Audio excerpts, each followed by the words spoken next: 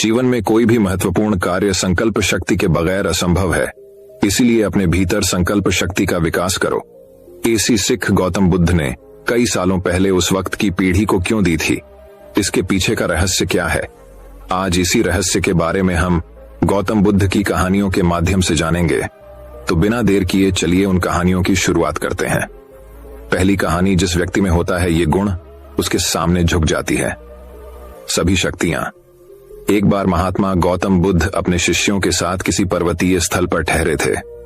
शाम के समय वह अपने एक शिष्य के साथ भ्रमण के लिए निकले। दोनों प्रकृति के मोहक दृश्य का आनंद ले रहे थे। विशाल और मजबूत चट्टान को देख शिष्य के भीतर उत्सुकता जगी। उसने पूछा, इन चट्टानों में तो किसी का शासन नहीं होगा, क्योंकि ये अटल, अविचल और कठोर हैं। शिष्य की बात सुनकर बुद्ध बोले कि नहीं, इन शक्तिशाली चट्टानों पर भी किसी का शासन है। लोहे के प्रहार से इन चट्टानों के भी टुकड़े टुकड़े हो जाते हैं। इस पर शिष्य बोला, तब तो लोहा सर्वशक्तिशाली हुआ। बुद्ध मुस्कुराए और बोले, नहीं, अग्नि अपने ताप से लोहे का रूप परिवर्तित कर सकती है। उन्हें धैर्यपूर्वक सुन रहा शिष्य बोला, इसका मतलब अग्नि सबसे शक्तिवान है। बुद्ध ने फिर उसी भाव से उत्तर दिया, नहीं, जल अग्नि की उष्णता को शीतलता में परिवर्तित कर देता है तथा अग्नि को शांत कर देता है। शिष्य कुछ सोचने लग गया। बुद्ध समझ गए थे कि उसकी जिज्ञासा अब भी पूरी तरह शांत नहीं हुई है। शिष्य ने फिर सवाल किया, आखिर जल पर किसका शासन है? भगवान बुद्ध ने उत्तर दिया, वायु का। वायु का वेग जल की दिशा को बदल देता है। शिष्य कुछ कहता, इससे पहले ही बुद्ध ने कहा कि अब तुम कहोगे पवन सबसे शक्तिशाली हुआ। नहीं, पवन सबसे शक्तिशाली नहीं है। सबसे शक्तिशाली है मनुष्य की संकल्प शक्ति, क्योंकि इसी से पृथ्वी, जल, वायु, अग्नि इत्यादि को नियंत्रित किया जा सकता है। तो दोस्तों, इस कहानी से हमें ये सीख मिलती है कि जीवन में कोई भी महत्वपूर्ण कार्य संकल्प शक्ति के बगैर असंभव है, इसलिए अपने भीतर संकल्प शक्ति का विकास करो। तो दोस्तों, चलिए अब हमारी दूसरी कहानी की शुरुआत करते हैं। दूसरी कहानी, गौतम बुद्ध रोज अपने शिष्यों को उपदेश देते थे। बुद्ध की ज्ञान की बातें सुनने काफी लोग आते थे। एक व्यक्ति गौतम बुद्ध का प्रवचन सुनने रोज नियम से आता था और उनकी सारी बातें सुनता था। बुद्ध अपने प्रवचनों में क्रोध, अहंकार, लोभ, शत्रुता छोड़ने की बात कहते थे। बुद्ध के प्रवचनों का सार यही था कि इन बुरी बातों को छोड़े बिना जीवन में शांति नहीं मिल सकती है। एक दिन उस व्यक्ति ने गौतम बुद्ध से कहा कि तथागत, मैं रोज नियम से आपके प्रवचन सुन रहा हूँ, लेकिन मुझे कोई लाभ नहीं मिल रहा है। आपकी सारी बातें सच है, लेकिन मेरे जीवन में इनसे कोई बदलाव नहीं आ रहा है। बुद्ध ने उस व्यक्ति से पूछा कि तुम कहाँ रहते हो? उसने जवाब दिया कि मैं श्रावस्ती में रहता हूँ। बुद्ध ने पूछा, ये जगह यहाँ से कितनी दूर है? उस व्यक्ति ने जगह की दूरी बताई। इसके बाद बुद्ध ने फिर पूछा, तुम वहां कैसे जाते हो? व्यक्ति ने बताया कि कभी घोड़े पर, कभी बैलगाड़ी पर बैठकर जाता हूँ। बुद्ध ने फिर पूछा कि तुम्हें वहां पहुंचने में कितना समय लगता है? व्यक्ति ने पहुंचने का समय भी बता दिया। इसके बाद बुद्ध ने अंतिम प्रश्न पूछा कि क्या तुम यहाँ बैठे बैठे ही श्रावस्ती पहुंच सकते हो? इस प्रश्न के जवाब में व्यक्ति ने कहा कि गुरुजी, ये कैसे संभव है? इसके लिए तो चलना पड़ेगा, तभी मैं वहां पहुंच सकता हूं। बुद्ध बोले कि हम चलकर ही हमारे लक्ष्य तक पहुंच सकते हैं। ठीक इसी तरह जब तक हम अच्छी बातों का पालन नहीं करेंगे, उन पर चलेंगे नहीं, तब तक हम पर प्रवचनों का कोई असर नहीं होगा। सिर्फ अच्छी बातें सुनने से हमारा जीवन नहीं बदलता है। हमें प्रवचन को समझना होगा और उन्हें अपने जीवन में अपनाना होगा। व्यक्ति को बुद्ध की बातें समझ आ गईं और उस दिन के बाद उसने भी बुद्ध के बताए मार्ग पर चलना शुरू कर दिया। बुद्ध के प्रवचनों से व्यक्ति की सोच बदल गई और उसका मन शांत हो गया। तो दोस्तों, इस कहानी से हमें यह सीख मिलती है कि इस छोटी सी कथा की सीख यह है कि अगर हम मन शांत करना चाहते हैं तो हमें क्रोध, लोभ, मोह, अहंकार को तुरंत छोड़ देना चाहिए। इन बुराइयों की वजह से हमारा मन अशांत रहता है, शांति नहीं मिलती है। तो दोस्तों, चलिए अब हमारी तीसरी कहानी की शुरुआत करते हैं। तीसरी कहानी, महात्मा बुद्ध द्वारा सैकड़ों वर्ष पहले दिए गए उपदेश आज भी प्रासंगिक है। तो आइए आज पढ़ते हैं महात्मा बुद्ध के जीवन से जुड़ी एक बड़ी ही प्रेरक और दिलचस्प कहानी, जिसमें उन्होंने बताया है कि आदमी की तुलना कैसे करें। एक बार एक आदमी महात्मा बुद्ध के पास पहुंचा। उसने पूछा, प्रभु, मुझे ये जीवन क्यों मिला? इतनी बड़ी दुनिया में मेरी क्या कीमत है? बुद्ध मुस्कुरा दिए और उस आदमी को एक चमकीला पत्थर देते हुए बोले कि जाओ, पहले इसका मूल्य पता करके आओ, लेकिन इसे बेचना मत, केवल मूल्य पता करना। वो आदमी सबसे पहले उस पत्थर को लेकर एक आम वाले के पास गया और उसे पत्थर दिखाते हुए बोला, इसकी कीमत क्या होगी? आम वाला पत्थर को देखते ही समझ गया कि ये कोई बेशकीमती पत्थर लगता है। फिर भी वह बनावटी आवाज में बोला कि मैं इसके बदले में 10 आम दे सकता हूँ। आदमी वहां से चला गया और एक सब्जी वाले के पास पहुंचा, जिसने कहा कि मैं इसके बदले 1 बोरी आलू दे सकता हूँ। अब उस आदमी को यह मालूम पड़ चुका था कि यह पत्थर वाकई में कीमती है, और फिर वो उसे लेकर एक हीरे के व्यापारी के पास पहुंचा। व्यापारी पत्थर को देखकर अचंभित रह गया। उसने कहा कि मैं तुम्हें इसके बदले 10 लाख रुपए दे सकता हूँ। आदमी महात्मा बुद्ध के पास जाने के लिए मुड़ा ही था कि व्यापारी ने आवाज लगाई कि मैं तुम्हें इसके बदले में 50 लाख रुपए देने को भी तैयार हूँ। लेकिन आदमी नहीं रुका। व्यापारी ने गिड़गिड़ाते हुए फिर आवाज लगाई कि तुम मुझे बस वो हीरा दे दो, बदले में तुम जितना धन चाहो मैं देने के लिए तैयार हूँ। आदमी नहीं माना और महात्मा बुद्ध के पास लौट गया और उन्हें पत्थर वापस करते हुए पूरा वृत्तांत कह सुनाया। बुद्ध मुस्कुराकर बोले, आम वाले ने इसका मोल 10 आम लगाया, सब्जी वाले ने 1 बोरी आलू और हीरे के व्यापारी ने कहा कि यह अनमोल है। इस पत्थर के गुण जिसने जितने समझे उसने उतने मोल लगाए। ऐसा ही ये जीवन है। हर आदमी एक हीरे के समान है। दुनिया उसके गुणों को जितना पहचान पाती है उतनी ही महत्ता देती है। लेकिन आदमी और हीरे में फर्क ये है कि हीरे को कोई दूसरा तराशता है और आदमी को अपने आप को खुद ही तराशना पड़ता है। तुम भी अपने भीतर के गुणों को तराशो, तुम्हें पहचानने वाला भी कोई न कोई मिल ही जाएगा। महात्मा बुद्ध की इस प्रेरक कहानी से हमें ये सीख मिलती है कि इंसान को उसके गुणों के आधार पर महत्व दिया जाता है। तो दोस्तों, चलिए अब हमारी चौथी कहानी की शुरुआत करते हैं। चौथी कहानी। गौतम बुद्ध एक दिन एक वृक्ष को नमन कर रहे थे। उनके एक शिष्य ने यह देखा तो उसे हैरानी हुई। वह बुद्ध से बोला, भगवान, आपने इस वृक्ष को नमन क्यों किया? शिष्य की बात सुनकर बुद्ध बोले, क्या इस वृक्ष को नमस्कार करने से कुछ अनहोनी घट गई? शिष्य बुद्ध का जवाब सुनकर बोला, नहीं भगवान, ऐसी बात नहीं है, किंतु मुझे यह देखकर हैरानी हुई कि आप जैसा महान व्यक्ति इस वृक्ष को नमस्कार क्यों कर रहा है। वह न तो आपकी बात का जवाब दे सकता है और न ही आपके नमन करने पर प्रसन्नता व्यक्त कर सकता है। बुद्ध हल्का सा मुस्कुराकर बोले, वत्स, तुम्हारा सोचना गलत है। वृक्ष मुझे जवाब बोलकर भले न दे सकता हो, किंतु जिस प्रकार प्रत्येक व्यक्ति के शरीर की एक भाषा होती है, उसी प्रकार प्रकृति और वृक्षों की भी एक अलग भाषा होती है। अपना सम्मान होने पर ये झूमकर प्रसन्नता और कृतज्ञता दोनों ही व्यक्त करते हैं। इस वृक्ष के नीचे बैठकर मैंने साधना की। इसकी पत्तियों ने मुझे शीतलता प्रदान की, धूप से मेरा बचाव किया। हर पल इस वृक्ष ने मेरी सुरक्षा की। इसके प्रति कृतज्ञता व्यक्त करना मेरा कर्तव्य है। प्रत्येक व्यक्ति को प्रकृति के प्रति सदैव कृतज्ञ बने रहना चाहिए, क्योंकि प्रकृति व्यक्ति को सुंदर जीवन प्रदान करती है। तुम जरा इस वृक्ष की ओर देखो कि इसने मेरी कृतज्ञता व धन्यवाद को बहुत ही खूबसूरती से ग्रहण किया है और जवाब में मुझे झूम कर यह बता रहा है कि आगे भी वह प्रत्येक व्यक्ति की हर संभव सेवा करता रहेगा। बुद्ध की बात पर शिष्य ने वृक्ष को देखा तो उसे लगा कि सचमुच वृक्ष एक अलग ही मस्ती में झूम रहा था और उसकी झूमती हुई पत्तियां, शाखाएं व फूल मन को एक अद्भुत शांति प्रदान कर रहे थे। यह देखकर शिष्य स्वतः वृक्ष के सम्मान में झुक गया। तो दोस्तों, चलिए अब हमारी 5वीं कहानी की शुरुआत करते हैं। 5वीं कहानी, भगवान बुद्ध श्रद्धा की शक्ति। एक बार बुद्ध भिक्षाटन के लिए निकले। एक गरीब ने उनको सूखी रोटी का टुकड़ा दिया। उन्होंने बहुत प्रसन्नता के साथ उसे ले लिया। अगले द्वार पर उनको स्वादिष्ट भोजन दिया गया। ले भिक्षु कहकर उनके पात्र में डाल दिया। बुद्ध ने उसे हाथ तक नहीं लगाया। आगे जाकर वह स्वादिष्ट भोजन कुत्तों को खिला दिया। साथ चलते शिष्य ने आश्चर्य से पूछा, भगवान, आपने ये क्या किया? क्या आधी रोटी से आपका पेट भर गया? इतना स्वादिष्ट भोजन आपने फेंक दिया। शिष्य ने इसका कारण पूछा। महात्मा बुद्ध ने मुस्कुराकर उत्तर दिया, उसमें श्रद्धा न थी। श्रद्धा पूर्वक दिया गया छोटा सा दान लाखों के रुपयों के दान से बढ़कर होता है। श्रद्धा में शक्ति और आकर्षण होता है। तो दोस्तों, चलिए अब हमारी 6ठी कहानी की शुरुआत करते हैं। 6ठी कहानी, विश्वसनीयता की पुष्टि। एक समय की बात है।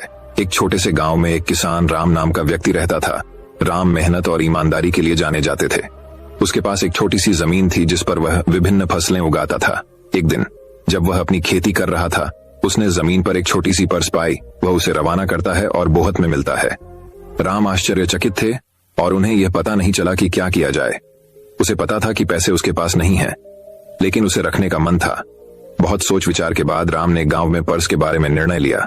वह गांव के बाजार में गया और यहां वहां से पूछा कि किसी के पर्स का नुकसान हुआ है क्या, लेकिन कोई नहीं मांगा। राम को अनुमान था कि पर्स का मालिक शायद गांव से नहीं हो सकता था। राम ने आसपास के शहर में ग्राहकों से पूछताछ का निर्णय लिया। वह वह शहर गया और लोगों से पूछा कि किसी का पर्स खराब हो गया है। कई अपने 14 तक के मालिक की तलाश करने के बाद आखिरकार उसने एक चौथी महिला को ढूंढा, जिसने कहा कि वह अपने गांव से होती हुई खो गई थी। बच्चों की महिलाओं को देखकर खुश हुई। उन्होंने राम को धन्यवाद दिया और उनकी विश्वसनीयता के लिए एक समर्थक के तौर पर पेश किया। लेकिन राम ने राक्षसों से इनकार कर दिया और कहा, माताजी, यह मेरा कर्तव्य है कि मैं वापस आ जाऊं जो मेरा नहीं है। इष्ट की मदद करना अपना अपना समर्थक है। राम की सत्यता की खबर शहर में निकली और सभी उनकी अच्छी तरह से प्रशंसा करने लगे। राम की सत्यनिष्ठा ने उन्हें समुदाय में प्रतिष्ठित व्यक्ति बना दिया। कहानी का सिद्धांत है कि ईमानदारी सर्वश्रेष्ठ नीति है, इच्छानुसार ही आकर्षक क्यों न हो। कुछ ऐसी चीज रखने का जो हमारी नहीं है, सही चीज करना और उसे उसके सही मालिक को वापस लाना महत्वपूर्ण है। ईमानदारी न केवल सम्मान प्राप्त होता है, बल्कि इससे आत्मिक संतुष्टि और मन की शांति मिलती है। तो दोस्तों, चलिए अब हमारी 7वीं कहानी की शुरुआत करते हैं। 7वीं कहानी दोस्तों बात बहुत समय पहले की है। एक नगर में एक महान तलवारबाज रहता था। उसके जैसा तलवारबाज उस पूरे नगर में, तो क्या पूरे राज्य में नहीं था, राज्य भर में उसकी ख्याति फैली हुई थी। अपनी तलवारबाजी के दम पर उसने अपने राजा को कई युद्धों में जीत दिलवाई थी, इसलिए सभी उसका बहुत सम्मान करते थे। समय बीतने के साथ वह वृद्ध हो चला था। वह नहीं चाहता था कि उसकी कला उसके साथ ही इस दुनिया से चली जाए, इसलिए उसने पूरे राज्य में ऐलान करवाया कि जो भी तलवारबाजी सीखना चाहता है वह उसके पास आकर सीख सकता है। राज्य के कई युवक उसके पास आए और उसके शिष्य बनकर तलवारबाजी सीखने लगे। वह भी अपनी कला के हर गुण अपने शिष्यों को सिखाने लगा। उन शिष्यों में से एक शिष्य असाधारण था। उसने शीघ्र ही तलवारबाजी के सारे गुण सीख लिए और तलवारबाजी में पारंगत हो गया। पारंगत होने के बाद उसे अपनी तलवारबाजी पर घमंड हो गया। वह स्वयं को अपने गुरु से भी महान तलवारबाज समझने लगा, किंतु उसे अपने गुरु की जितनी प्रतिष्ठा प्राप्त नहीं थी। वह प्रतिष्ठा पाने के लिए नए उपाय सोचा करता। एक दिन उसने सोचा, क्यों न तलवारबाजी का एक मुकाबला गुरु के साथ किया जाए। उन्हें पराजित कर दूंगा तो लोग मुझे उनसे महान तलवारबाज स्वीकार कर लेंगे।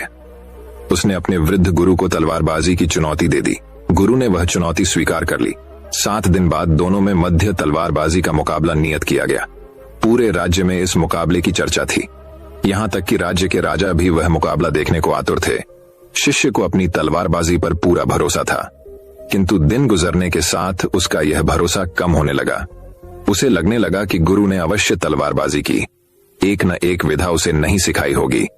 वह अपने गुरु पर नजर रखने लगा, ताकि अभ्यास के दौरान यदि गुरु वह विधा प्रयोग करे तो उसे देखकर वह सीख सके। एक दिन उसने देखा कि गुरु कहीं जा रहा है। वह उसका पीछा करने लगा। गुरु लोहार के पास पहुंचा और लोहार को 15 फुट लंबी म्यान तैयार करने का आदेश दिया है। शिष्य ने सोचा, अवश्य ही गुरु 15 फुट लंबी तलवार बनवाकर उतनी दूर से ही उसका सिर कलम कर देने की योजना बना रहा है। बिना समय व्यर्थ किए वह एक अन्य लोहार के पास गया और उससे 16 फुट लंबी तलवार बनवा ली। मुकाबले का दिन आया। गुरु और शिष्य दोनों एक दूसरे के आमने सामने थे। जैसे ही मुकाबला शुरू हुआ, गुरु ने म्यान से तलवार निकालकर शिष्य की गर्दन पर रख दी। उधर शिष्य म्यान से अपनी 16 फुट लंबी तलवार निकालता ही रह गया। वास्तव में गुरु ने म्यान 15 फुट की बनवाई थी, किंतु उसकी तलवार एक सामान्य तलवार थी। जो लोग वहां गुरु शिष्य का सामना देखने आए थे, वो सभी उस शिष्य पर हंसने लगे। सबको खुद पर हंसता देख शिष्य ने गुरु से माफी मांगी और वहां से चला गया। दोस्तों, ये कहानी हमें ये शिक्षा प्रदान करती है कि जीवन में हर युद्ध ताकत और बल के सहारे नहीं जीते जाते। आत्मज्ञान और अनुभव के सामने ताकत और बल भी फीके पड़ जाते हैं और घमंड को कभी न कभी नीचा देखना ही पड़ता है। कभी कला पर घमंड कभी घमंड न करे। तो दोस्तों, चलिए अब हमारी 8वीं कहानी की शुरुआत करते हैं। 8वीं कहानी, वही अब 8वीं कहानी कुछ इस प्रकार शुरू होती है। बात बहुत समय पहले की है। एक शाम रोज की तरह मेला सजा हुआ था। महिला, पुरुष और बच्चे सभी मेले का आनंद उठा रही थी। दुकानों में अच्छी खासी भीड़ उमड़ी हुई थी। उन्हीं दुकानों में से एक दुकान कांच से निर्मित वस्तुओं की थी, जिसमें कांच के बर्तन और गृह सज्जा की कई वस्तुएं बिक रही थीं। अन्य दुकानों की अपेक्षा उस दुकान में लोगों की भीड़ कुछ कम थी। एक जौहरी भी उस दिन मेले में घूम रहा था। घूमते घूमते जब वह उस दुकान के पास से गुजरा तो उसकी नजर एक चमकते हुए कांच के टुकड़े पर अटक गई। उसकी पारखी नजर तुरंत ताड़ गई कि वह कोई साधारण कांच का टुकड़ा नहीं, बल्कि बेशकीमती हीरा है। वह समझ गया कि दुकानदार इस बात से अनभिज्ञ है। वह दुकान में गया और उस हीरे को उठाकर दुकानदार से उसकी कीमत पूछने लगा। भाई जरा इसकी कीमत तो बताना। दुकानदार बोला, ये मात्र 20 रुपए का है। जौहरी लालची था, वह कम से कम कीमत में उस कीमती हीरे को हथियाने की फिराक में था। वह दुकानदार से मोलभाव करने लगा। नहीं भाई, इतनी कीमत तो मैं नहीं दे सकता, मैं तुम्हें इसके 15 रुपए दे सकता हूं। 15 रुपए में तुम मुझे ये दे सकते हो तो दे दो। दुकानदार उस कीमत पर राजी नहीं हुआ। उस समय दुकान में कोई ग्राहक नहीं था। जौहरी ने सोचा कि थोड़ी देर मेले में घूम फिर कर वापस आता हूं, हो सकता है तब तक इसका मन बदल जाए और ये 15 रुपये में मुझे यह कीमती हीरा दे दे। यह सोच हीरा बिना खरीदे वह वहां से चला गया। कुछ देर बाद जब वह पुनः उस दुकान में लौटा तो हीरे को नदारद पाया। उसने फौरन दुकानदार से पूछा, यहां जो कांच का टुकड़ा था वो कहां गया? मैंने उसे 25 रुपए में बेच दिया, दुकानदार ने उत्तर दिया। जौहरी ने अपना सिर पीट लिया और बोला, ये तुमने क्या किया? तुम बहुत बड़े मूर्ख हो। वह कोई कांच का टुकड़ा नहीं बल्कि बेशकीमती हीरा था। मात्र 25 रुपए में तुमने उसे बेच दिया। मूर्ख मैं नहीं तुम हो। मैं तो नहीं जानता था कि वह बेशकीमती हीरा है, पर तुम तो जानते थे। फिर भी तुम मुझसे मोल भाव कर 5 रुपये बचाने में लगे रहे और हीरा बिना खरीदे ही दुकान से चले गए, दुकानदार ने उत्तर दिया। दुकानदार का उत्तर सुन जौहरी अपनी मूर्खता पर पछताने लगा और पछताते हुए खाली हाथ वापस लौट गया। दोस्तों, ये कहानी हमें ये शिक्षा प्रदान करती है कि मूर्खता और लालच दोनों नुकसान का कारण है। 9वीं कहानी। एक बार एक लड़का एक स्कूल में अपने एडमिशन करने के लिए आया और जिस स्कूल में वो लड़का अपना एडमिशन कराने आया हुआ था, उनका एक नियम था कि हर रोज क्लास शुरू होने से पहले वहां के सभी स्टूडेंट को मेडिटेशन यानी ध्यान करना पड़ता था। जब वो लड़का क्लास के लिए आया तो वहां के गुरु ने उससे कहा कि तुम्हें भी क्लास शुरू होने से पहले आधा घंटा मेडिटेशन करना पड़ेगा। फिर वो लड़का मेडिटेशन के लिए बैठा और मेडिटेशन करने लगा, लेकिन 2 मिनट के बाद ही उस लड़के को गुस्सा आने लगा और उसने अपनी आंखें खोल ली और वह मेडिटेशन से उठ गया। लेकिन वहां के गुरु ने उसे फिर से मेडिटेशन करने के लिए कहा। वह लड़का फिर से मेडिटेशन करने के लिए बैठा, लेकिन फिर से 2 मिनट के बाद ही उसे गुस्सा आने लगा। दरअसल प्रॉब्लम यह थी कि जब वह लड़का मेडिटेशन करने के लिए बैठता था तो उसे आसपास के लोगों की बातों की आवाज आती थी, जिससे उसे गुस्सा आता था। फिर उस लड़के के साथ रोज ऐसा ही होने लगा। 3 दिन बीतने के बाद उसने अपनी यह प्रॉब्लम उस स्कूल के एक गुरु कोपताई को बता दी और उस लड़के ने उस गुरु को यह भी कहा कि जब हम मेडिटेशन करते हैं तो यहाँ के लोगों को बातें करने के लिए मना कीजिए, क्योंकि यह जो डिस्टर्बेंस होता है तभी मुझे गुस्सा आता है। और जब मैं मेडिटेशन करता हूँ और कोई मुझे डिस्टर्ब करता है तो मेरा मन उस इंसान को मारने के लिए या डांटने के लिए करता है। इसीलिए मुझे मेडिटेशन करने के लिए शांत माहौल चाहिए। तो उस स्कूल के गुरु ने उस लड़के से कहा, तुम कुछ भी कर लो, लोग तुम्हें हर जगह डिस्टर्ब करेंगे। तुम्हें अपने गुस्से पर काबू करना पड़ेगा और अगर फिर भी तुम चाहते हो कि तुम्हें एक शांत माहौल चाहिए तो कल से तुम उस नदी के पास मेडिटेशन करना, वहां पर तुम्हें बातों की आवाज नहीं आएगी। वो लड़का अगले दिन नदी के पास मेडिटेशन करने लगा। जब वह मेडिटेशन करने के लिए बैठा तो थोड़ी देर के बाद वहां से एक आदमी अपना कुत्ता लेकर जा रहा था। उस कुत्ते की आवाज से उस लड़के को डिस्टर्ब हुआ और उसे गुस्सा आ गया और फिर से 3 दिन तक उसके साथ ऐसा ही हुआ। फिर उस लड़के ने सोचा, क्यों ना मैं नदी के बीच में जाकर मेडिटेशन करूं, वहां पर मुझे कोई डिस्टर्ब नहीं करेगा। वह लड़का एक नाव लेकर नदी के बीचों बीच चला गया और वहां पर मेडिटेशन करने लगा और जैसे उसने सोचा था वैसा ही हुआ। नदी के बीच में उसे किसी ने भी डिस्टर्ब नहीं किया और अब से हर रोज ऐसा ही होने लगा था। वह लड़का अपना मेडिटेशन अच्छे से कर रहा था, लेकिन 1 हफ्ता बीतने के बाद जब वह लड़का नदी के बीच में मेडिटेशन कर रहा था तभी उसे पानी की छप छप की आवाज आई। उसने आंखें खोलकर देखा तो उसे अपने सामने एक नाव दिखी जो कि उसकी ही तरफ आ रही थी। उस लड़के ने उस नाव की तरफ देखकर चिल्लाते हुए कहा, अपनी नाव यहां पर मत लाओ, यहां पर मैं मेडिटेशन कर रहा हूं। उस नाव से कोई आवाज नहीं आई। उस लड़के ने दोबारा चिल्लाते हुए कहा, लेकिन फिर भी नाव उसकी तरफ आ रही थी और उस नाव ने उस लड़के की नाव को टक्कर मार दी। अब लड़के को बहुत गुस्सा आ गया था। लड़के ने सोचा, इस नाव में जो भी होगा उसे अब मैं नहीं छोड़ने वाला। फिर लड़का जैसे ही उस नाव के अंदर गया, लड़के ने देखा उस नाव में कोई भी नहीं था। लड़के का गुस्सा शांत हो गया। इतने में नदी के साइड से एक आदमी भागते हुए आया। लड़के ने सोचा, शायद यह नाव उस आदमी की होगी। लड़के को गुस्सा आया और फिर से लड़का उस आदमी पर चिल्लाने लगा, लेकिन वह नाव उस आदमी की भी नहीं थी। उस आदमी ने लड़के से बोला, मैं तो यहाँ तुम्हें यह पता पूछना आया था और तुम मुझ पर ही चिल्लाने लगे। ये सुनने के बाद लड़के का गुस्सा फिर से शांत हो गया। फिर लड़का उस नाव को उस दिशा में लेकर गया जिस दिशा से वो नाव आई थी। लड़के ने यह सोचा कि वहां पर इस नाव का मालिक मिल जाएगा, वहां पर जाकर उस पर अपना गुस्सा निकाल लूंगा। लेकिन ये लड़का जब वहां पर पहुंचा तो वहां पर पहुंचने के बाद इसे मालूम पड़ा कि यह नाव तो बंधी हुई थी और तेज हवा और लहरों की वजह से यह खुलकर खुद नदी में चली गई। अब उस लड़के का गुस्सा फिर से शांत हो गया। वह किसी को कुछ बोल ही नहीं सकता था, क्योंकि यह सब जो हुआ था ये तो नेचुरली हुआ था, प्रकृति की वजह से हुआ था। किसी का बीच में कोई दोष नहीं था। उस लड़के ने 1 मिनट के लिए सोचा कि जब यह नाव मेरी नाव को टक्कर मारी थी तो तब मुझे बहुत गुस्सा आया था और मेरा मन यह कह रहा था कि जिस किसी ने भी ये किया हो उसे मैं नहीं छोड़ूंगा। और जैसे मुझे पता चला कि वह नाव खाली है, उस नाव में कोई नहीं है, तो मेरा गुस्सा शांत हो गया। और जब मुझे ये पता चला कि नाव किसी इंसान की वजह से नहीं बल्कि हवा की वजह से नेचुरली खुल गई थी, तो मैं अपने गुस्से को भूल गया। यही चीज होती है हमारे साथ भी। जब हमें किसी चीज पर गुस्सा आता है और वह चीज किसी इंसान की वजह से होती है, तो हम अपना गुस्सा उस इंसान पर तो निकाल लेते हैं, लेकिन अगर कोई चीज प्रकृति की वजह से होती है, नेचुरली होती है, तो हम अपना गुस्सा किसी पर भी निकाल नहीं सकते और हम अपने गुस्से को भूल जाते हैं। क्यों ना अगर हम हर बार ऐसे ही सोचें, जब हमें गुस्सा आए किसी इंसान की वजह से, तो हम ये सोचे कि अगर यह प्रकृति की वजह से होता तो क्या हम उस इंसान पर चिल्लाते। मैंने बहुत से लोग देखे हैं जो अपने गुस्से को जरा भी कंट्रोल नहीं कर सकते और फिर जिंदगी भर पछताते रहते हैं, क्योंकि गुस्से में इंसान नहीं रहता, जानवर बन जाता है या दरिंदा बन जाता है। याद रखिए, आप अपने गुस्से में एक पल के लिए सब्र कर लेते हैं तो आप 1000 दिनों के दुख से बच जाएंगे। तो दोस्तों, इस कहानी से हमें यह सीख मिलती है कि मर्द वह नहीं है जो सामने वाले को उठाकर पछाड़ दे, बल्कि मर्द तो वह है जो गुस्से के हालात में खुद को काबू कर ले। 10वीं कहानी। एक नाव की कहानी। एक समय की बात है, एक बड़ा सा जहाज तूफान होने की वजह से डूब गया और उस जहाज में जितने भी लोग थे वह उस जहाज समेत डूब गए, सिर्फ एक आदमी को छोड़कर। वह आदमी वहां से बच निकला और एक सुनसान आइलैंड पर जाकर बेहोश होकर गिर गया। सुबह जब उस आदमी को होश आया तो उसने देखा कि वह एक सुनसान आइलैंड पर था, जहां पर दूर दूर तक कोई भी नजर नहीं आ रहा था। वह आदमी ऊपर वाले की तरफ देखकर दुआ मांगने लगा कि मेरी मदद करो, इस सुनसान आइलैंड पर किसी न किसी को भेज दो। लेकिन वहां उसकी मदद के लिए कोई भी नहीं आया।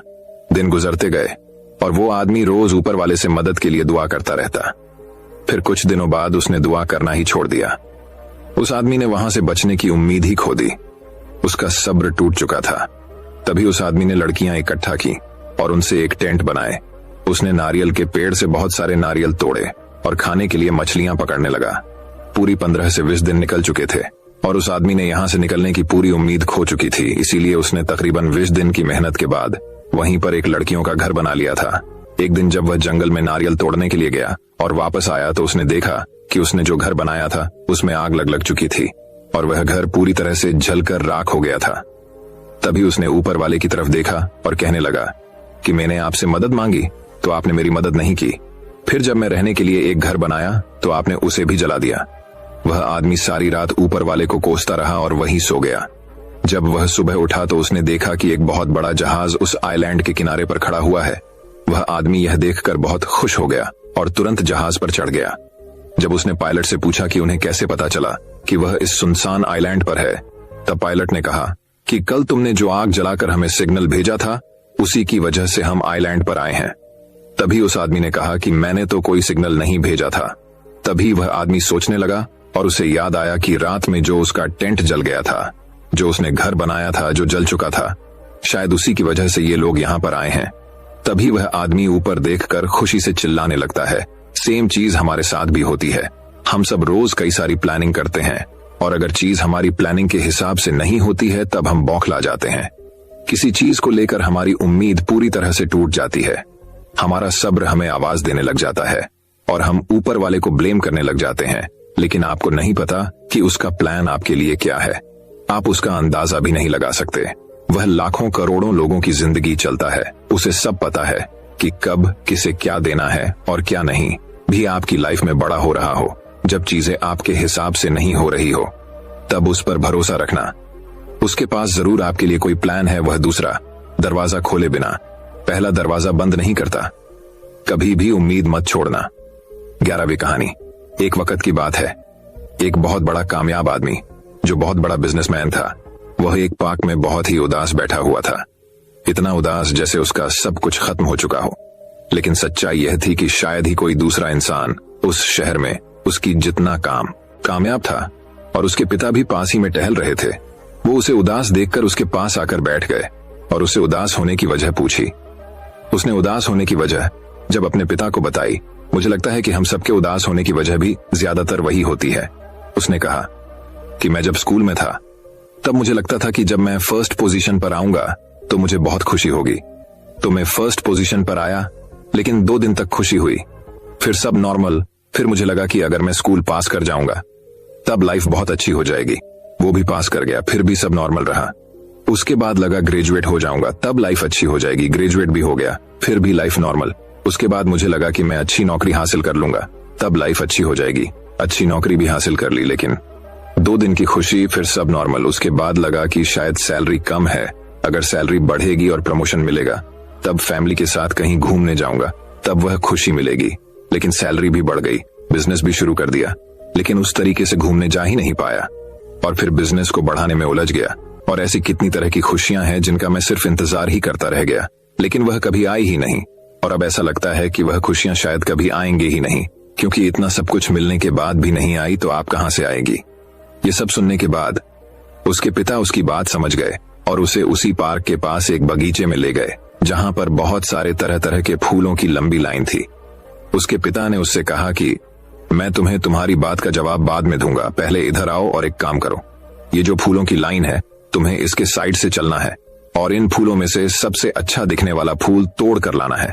लेकिन एक शर्त है, इस पूरी लाइन में तुम पीछे मुड़कर नहीं देख सकते हो और ना ही तुम पीछे वापस आ सकते हो, सिर्फ आगे देख सकते हो और आगे ही बढ़ सकते हो।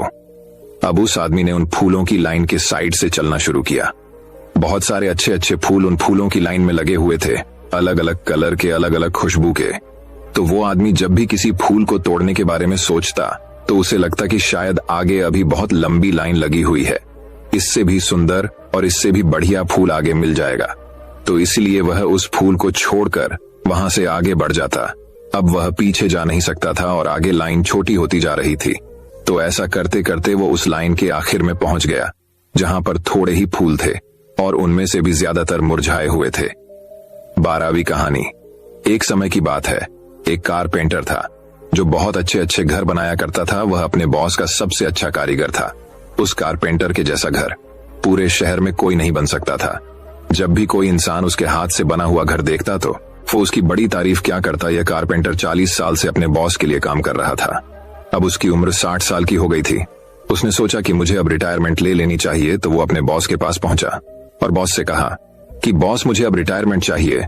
मैं 40 साल आपके साथ मिलकर बहुत अच्छा काम किया है, अरे अच्छे अच्छे घर बनाए हैं और अब मैं रिटायर होना चाहता हूं। तभी उसके बॉस ने उसे रोका और कहा, मेरे पास एक बहुत बड़ा प्रोजेक्ट आया है और मैं चाहता हूं कि तुम ही उसे पूरा करो, और ये प्रोजेक्ट पूरा करने के बाद तुम चाहो तो रिटायरमेंट ले सकते हो, तुम्हें कोई नहीं रोकेगा। तो अब वह बेचारा कारपेंटर रिटायर होने के मूड से आया था, लेकिन बॉस ने अब जाते जाते और एक काम दे दिया और 2 महीने तक अब और काम करना पड़ेगा। तो उसका मन तो नहीं था उसे प्रोजेक्ट को हाँ बोलने का, लेकिन बस के साथ 46 साल काम किया है तो ना भी नहीं बोल सकता था। इसीलिए उसने उस प्रोजेक्ट के लिए नहीं हाँ बोल दिया। अब उस प्रोजेक्ट पर काम शुरू हुआ तो कारपेंटर जैसा पहले काम करता था, पूरी शिद्दत के साथ, पूरे दिल से। अब उसने वैसा काम नहीं किया, उसने बहुत ही ढीले तरीके से और जैसे तैसे करके उसे घर को बना दिया। तभी उस बॉस ने कारपेंटर को रोका और उस घर की चाबियां उसे वापस दे दी और कहा कि तुम मेरे सबसे बेहतरीन कारीगर हो और तुमने मेरे साथ 40 साल काम किया है। अब तुम रिटायर हो रहे हो, इसलिए मैं तुम्हें एक तोहफा देना चाहता था, और वह तोहफा यह घर है जो तुमने अभी अभी बनाया है। उस कारपेंटर ने जैसे ही यह सुना, उसके मुंह से यह सब निकाल, काश काश मुझे यह पता होता है, यह घर मेरा ही होने वाला है, तो मैं इस घर को अपनी पूरी जिंदगी का सबसे अच्छा घर बनाता। इस घर को मैं अपनी पूरी शिद्दत और मेहनत से बनाता। दोस्तों, हमें इस कहानी से ये सीख मिलती है कि हमें जिंदगी में भी ये जो काश शब्द है, ये बोलने की जरूरत नहीं पड़नी चाहिए। काश मैं ऐसा कर लेता, काश मैं वैसा कर लेता, काश मैं वो जॉब छोड़ देता, काश मैं ये जॉब कर लेता। कभी भी फैसला लो तो सोच समझ कर फैसला लो कि बाद में आपको रिग्रेट फील ना हो। मैं जानता हूं कि कुछ चीज होती है जो हमारे हाथ में नहीं होती, तो ऐसे वक्त में काश बोलने की जगह जो हो गया है उसे भूल जाओ और जिंदगी में आगे बढ़ो, आगे रास्ता ढूंढो। 13वीं कहानी। एक बार एक जंगल में एक हिरण पानी की तलाश में इधर से उधर भटक रही थी। काफी टाइम के बाद उसे एक नदी दिखती है जब वह नदी के पास जाती है तो उसकी नजर अपने राइट में पड़ती है तो उसे शिकारी नजर आता है जो कि कमान के साथ उस पर निशाना लगाकर खड़ा हुआ था। वह हिरण अपने लेफ्ट में देखती है तो झाड़ियां के पीछे उसे एक शेर नजर आता है। फिर जैसे हिरण पीछे की तरफ देखती है उसे जंगल में भयानक आग लगी हुई दिखती है जो कि धीरे धीरे उसके तरफ बढ़ रही थी। और जब सामने देखती है तो सामने तो उसके गहरी और चौड़ी नदी थी। हिरण के चारों तरफ से मुसीबत आ चुकी थी। तब हिरण को याद आता है कि मैं पानी पीने आई थी। वह जैसे ही पानी पीने के लिए अपना सर नदी में झुकती है, आसमान में काले बादल छा जाते हैं और उन बादलों में से बारिश होने लगती है। तो जो आग लगी हुई थी वह बुझ जाती है और बारिश की वजह से शिकारी का निशान चुपकर सीधा शेर को लग जाता है। फिर शेर शिकारी के पीछे लग जाता है। कुछ लम्हे में हिरण के चारों तरफ से मुसीबतें आई थीं। अगर आप पर भी चारों तरफ से मुसीबत आए तो घबराएं नहीं, बस अपने काम पर फोकस कीजिए। दोस्तों, मैं उम्मीद करता हूं कि यह कहानी सुनने से आपके जीवन में अच्छे बदलाव आए होंगे। आपको इस वीडियो से क्या सीखने मिला ये कमेंट करके जरूर बताएं और अपने परिवार, दोस्तों या आपके करीबी इंसान के साथ ये कहानी शेयर करके उन्हें भी इस ज्ञान से परिचित करवाएं। बाकी अगर आपको यह वीडियो दिल से अच्छी लगी हो तभी इस वीडियो को लाइक कर देना और आपने अब तक इस चैनल को सब्सक्राइब न किया हो तो चैनल को सब्सक्राइब भी जरूर कर देना। आपका हर दिन शुभ हो और खुशियों से आपका जीवन भरा रहे। धन्यवाद। नमो बुद्धाय।